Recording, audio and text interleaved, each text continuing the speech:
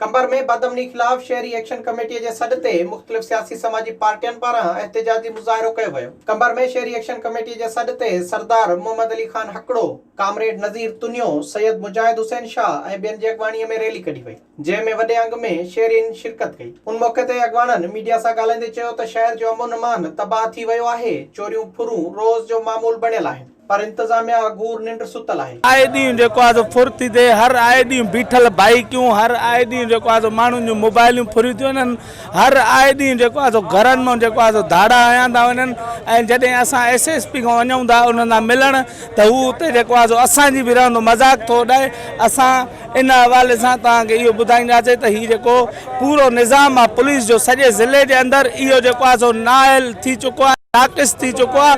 उन जे लाइ असां IG सिंध ऐं जेको आहे DIG लाड़काना, ख़ासि करे CM सिंध खे इहा गुज़ारिश कंदासीं त ख़ुदा हिन नाइल SSP इमरान कुरैशी खे हटाए करे हिकिड़ो जेको आहे हिते ईमानदार SSP मुक़ररु करे अवाम जी जेको आहे बेचैनी ख़तमु कई वञे। ऐं असां जेके शहर जूं सभई मुख़्तलिफ़ सियासी समाजी पार्टियुनि जो अॼु जेको हिते शोधा चौक ते धरणो आहे, असांजो इहो ई मुतालबो आहे त जेके सिफ़ारिश ते हिते असां जेको SSP साहब मुक़ररु थियल आहे उन्हनि खे फ़ौरन हटाए ऐं शहर में जेके ॾोह थिया आहिनि, जेके मोटरसाइकिलूं जूं चोरियूं थियूं, धाड़ा लॻाइनि, जेके जेको आहे दुकान जूं चोरियूं थियूं, जेको बि लुटियल पैसो आहे, जेका फुर थी आहे, धाड़ा लॻाइनि, उहे जेसिताईं इहे पैसा ऐं जेको आहे ॾुआरी गिरफ़्तार नथा थियनि, असीं शहरी कतई बि ख़ामोश न वेंदासीं। धणी धोकी कोन्हे, को पुरसान हाल कोन्हे, को पुछण वारो कोन्हे, को क्राइम रोज़ वधंदा रहनि था पिया, जंहिंजो का इंतिहा कान्हे, को दाद फरियाद करण वारो कोन्हे, को हे ज़ुल्म जी इंतिहा थी चुकी आहे हिन हुकूमत में।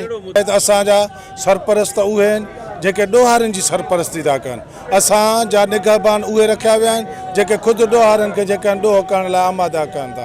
इन जे करे असांजे वस वारनि अमलदारनि खे अपील आहे त कंबर जे शहर जे अंदरि अहिड़े क़िस्म जा, कंबर जे ज़िले जे अंदरि अहिड़ा ऑफिसर मुक़ररु कया वञनि जेके हिते वरी हिकु भेरो ॿीहर अमन बहाल। एहतियात कंदड़ नाला अख़्तियारनि खां मुतालबो कयो त शहर में ईमानदार ऑफिसर मुक़ररु करे बदअमनीअ मां जान आजी कराई वञे। विज़िट कयो अवामी आवाज़ मीडिया ग्रुप जी वेबसाइट awamiawaz.pk।